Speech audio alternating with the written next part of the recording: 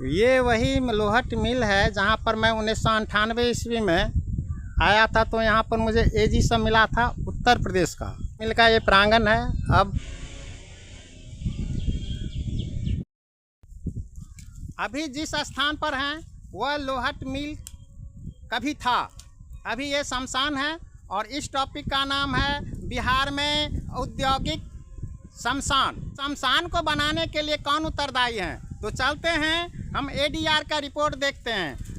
संसद में दो पार्टी को मिलाकर के 543 सदस्य। 2019 के चुनाव में बीजेपी में 345 एमपी था टोटल। इसमें 98 प्रतिनिधि माने 25% आपराधिक। कांग्रेस का 81 एमपी, 26 यानी 32% आपराधी। टीएमसी का 36, 7% अर्थात 19% अपराधी।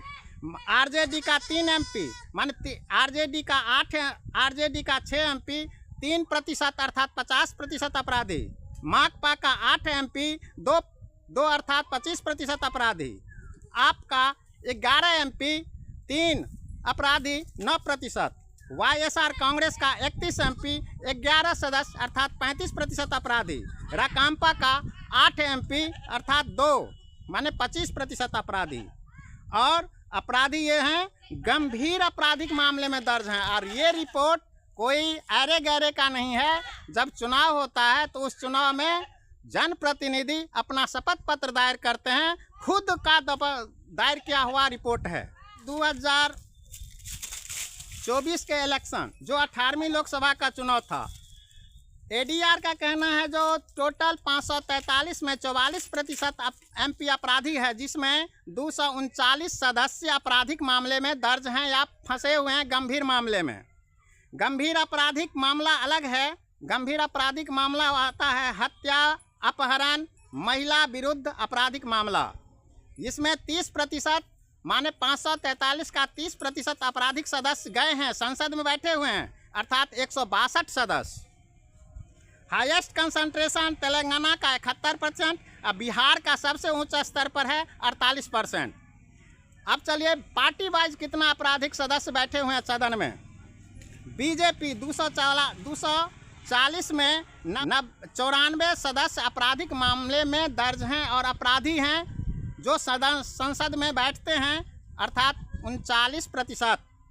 कांग्रेस के 99 अर्थात 49 सदस्य हैं। सपा समाजवादी पार्टी 37 के 21 सदस्य हैं जो 45% बनता है। टीएमसी बंगाल 29 में से 14 आपराधिक संसद हैं जो 45% बनता है। डीएमके 59%। अब चलते हैं किस तरह क्रिमिनल केस में वे केस शामिल होते हैं। क्रिमिनल केस में वे सदस्य शामिल होते हैं जिन पर कोर्ट ने चार्ज फ्रेम कर दिया है। दूसरी अवस्था है पुलिस एफआईआर दर्ज करती है, अनुसंधान अनवरत चलती रहती है। तो आपने देखा जो कि आपने ही अपने सदस्य को सदन में बैठाए हुए हैं। और सदन में कितने चरित्रवान हैं? क्या आप अपने ऐसे चरित्रवान सदस्यों से ये कामना कर सकते हैं कि आपकी बहू बेटियां सुरक्षित रहे या आपके क्षेत्र में उद्योग लगे, आपको रोजगार मिले, जो खुद आपराधिक मामले में फंसे हुए हैं। अब एक ठो स्लोगन, जनता का शासन कहो लोकतंत्र अनमोल, जागरूक मतदाता करे नेता सही नेता का तौल। ये स्वतंत्रता है। अब जनता को सोचना चाहिए जो कि भेजे गए प्रतिनिधि उसके लिए कितना कारगर है, क्या उसकी आशा पूर्ति हो सकती है। इसीलिए यदि क्षेत्र में काम नहीं होता है, यदि सांसद विधायक काम नहीं करता है, तो वह दोषी नहीं है, दोषी जनता है।